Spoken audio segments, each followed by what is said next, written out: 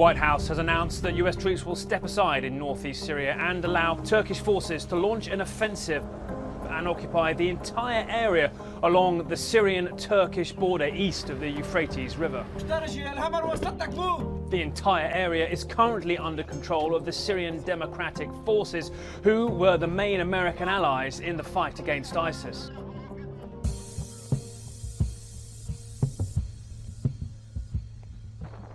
US troops went to Syria to help defeat ISIS and make sure the group doesn't make a comeback. But President Trump has repeatedly said he wants the US out of Syria altogether. It is time to give our brave warriors in Syria a warm welcome home. Despite opposition from his own Pentagon.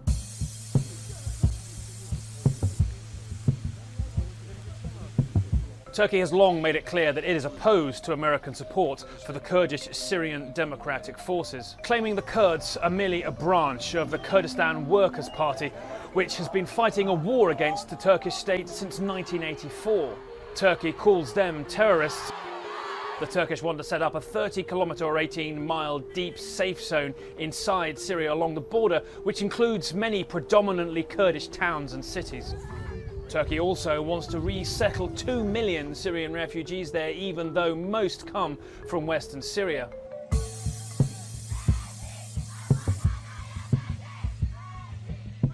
The Kurds say the Turkish-American agreement is a stab in the back by the United States. They say they weren't consulted and will resist a Turkish invasion, and now the UN is concerned a Turkish invasion will spark a flood of refugees.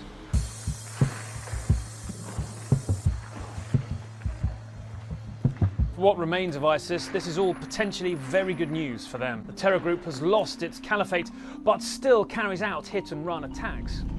With the Americans pulling back and Kurdish forces busy dealing with the Turks, a vacuum opens up for ISIS to reassert itself in. Already, the Kurds say they're reducing the number of troops guarding ISIS prisoners and their families, increasing the possibility of a breakout. The White House says Turkey will now be responsible for the ISIS prisoners, many of whom entered Syria through Turkey in the first place.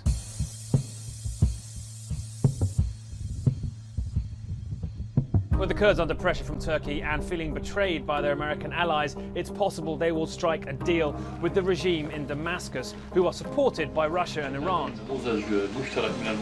And they may in the end be the ultimate winner in all of this.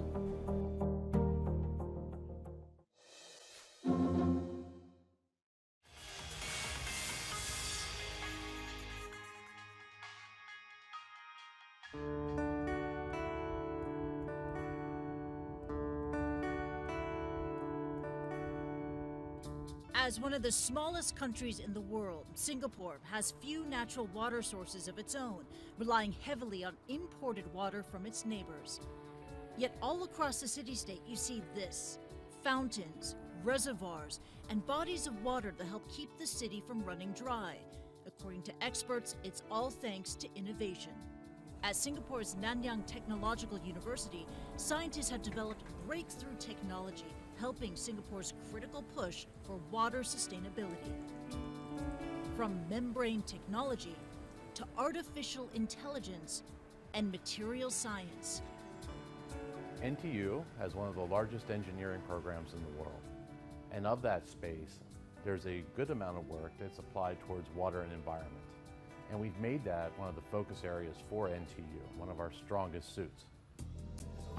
One such solution is this, an unsuspecting sponge-like material known as carbon fiber aerogel, or CFA. We saw an opportunity to take this innovative technology and apply it first to the Singapore ecosystem. Andre Stolz is the CEO of EcoWorth Technology. He says this super material can remove up to 190 times its weight in waste, contaminants, and even microplastics. The impact of EcoWorth Tech solutions we believe, is very big.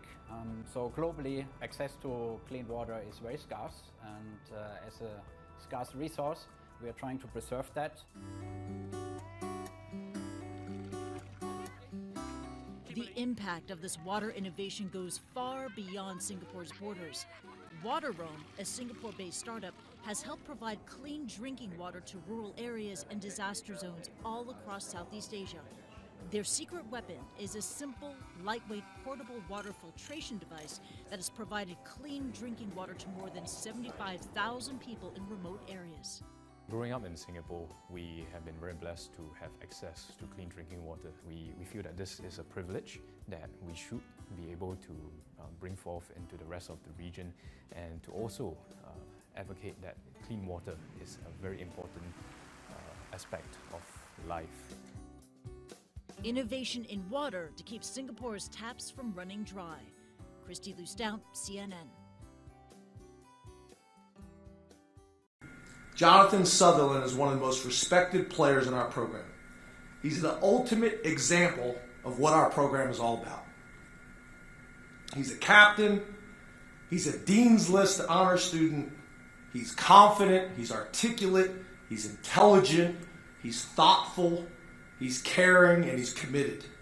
He's got two of the most supportive parents, and I would be so blessed if my daughters would marry someone with his character and integrity one day. The football that I know and love brings people together and embraces differences.